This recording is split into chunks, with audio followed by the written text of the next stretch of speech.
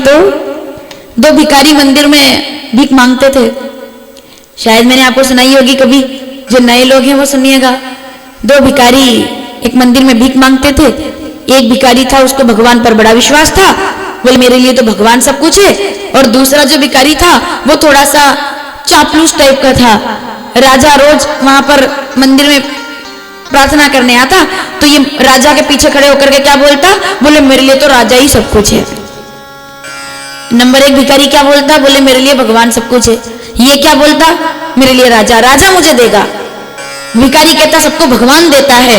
वो क्या कहता है दूसरे नंबर का भिखारी, बोले सबको राजा जी से ही मिलता है, राजा सब देने वाले हैं। वो कहता भगवान सब देने वाले हैं। एक दिन ये बात राजा ने सुन ली। राजा ने कहा अगर ऐसी बात है, इसको मेरे ऊपर यकीन है, कौन नहीं चाहेगा अपनी बड़ाई हो। तो राजा ने कहा चलो मंत्री को बुलाया, मंत्री इधर आओ, क्या बात है।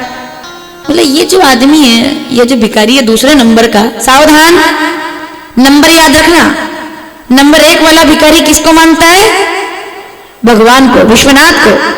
और दूसरे नंबर का भिखारी राजा को, राजा से मिलेगा सबको, राजा से मिलेगा, ऐसा राजा से ऐसा। राजा को दया आ गई। एक दिन पीतल के कटोरे में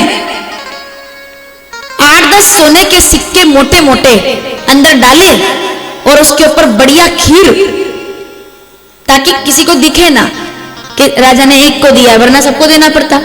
तो छुपा करके सिक्के उसके अंदर, और मंत्री से कहा एक काम करो, भिखारी नंबर 2 को मेरे ऊपर बड़ा यकीन है, तुम उसको जाकर ये कटोरा दे देना और बोल देना राजा जी ने खीर भेजी है। क्या भेजा है, खीर भेजी है, ठीक है। और क्या छुपाया, 10 सोने के सिक्के मोटे मोटे, कहते ना राजा जी देंगे, आज उसकी बात सही होगी। तो भैया मंत्री जी आए, ए भिखारी इधर आओ। हाँ साहब, ये लो राजा ने तुम्हारे लिए दिया है। उसने हाथ में पकड़ा, मंत्री चला गया। 3-4 दिन निकल गए। अब 3-4 दिन निकल गए तो राजा ने कहा चलो मंदिर चलते। मंदिर जाने लगे। उन्हें विचार किया अब तो वो दूसरे नंबर का भिखारी मंदिर आने वाला, उसको अब तो 10 सोने के सिक्के मिल गए, अब क्यों आएगा वो।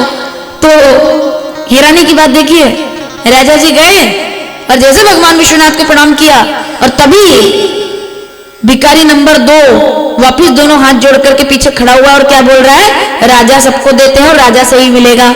राजा जी बड़े दयालु हैं, राजा जी बड़े दयालु हैं, राजा जी बड़े दयालु हैं। और पहले नंबर का भिखारी जो था, जो भगवान को मानता था, वो गायब, वो आज नहीं आया। राजा जी ने सोचा कितना ये लोभी है, लालची है, इसको 2 दिन पहले सोने के सिक्के से भरा हुआ कटोरा भेजा मैंने, और आज वापस भीख मांगने के लिए आ गया। फिर कह रहा राजा जी बड़े दयालु, उनसे मिलेगा। मैंने कहा इधर आओ, इधर आओ। राजा जी, इसको लगा कुछ मिलेगा, इधर आओ।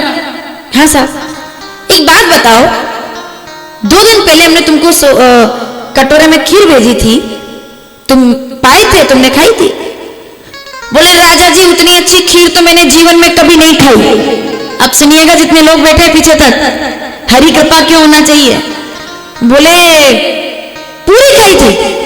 बोले राजा जी वही तो गड़बड़ हो गई, खीर ज्यादा थी, खाने वाला मैं था। आप कितने दयालु हैं, आपने मेरे लिए खीर भेजी। तो मेरे सामने भिखारी नंबर 1 आ गया, तो मैंने उस भिखारी नंबर 1 को आधी खीर तो मैंने खा ली, और आधी खीर मैंने उसको देकर के बताया कि देख मेरे राजा कितने दयालु है, मेरे लिए खीर भेजी है। बस ये समझ में नहीं आ रहा कि जब से कटोरा लेकर गया तब से वापस क्यों नहीं आया।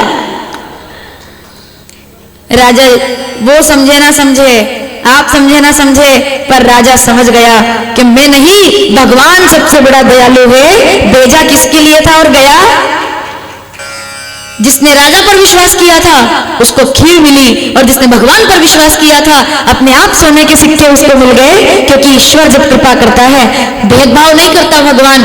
जो ईश्वर में मानता है, जो ईश्वर के प्रति श्रद्धा रखता है, उसको भगवान की अनुभूति होती है कि मेरे साथ ईश्वर है, मेरे साथ भगवान है। और यही सबसे बड़ी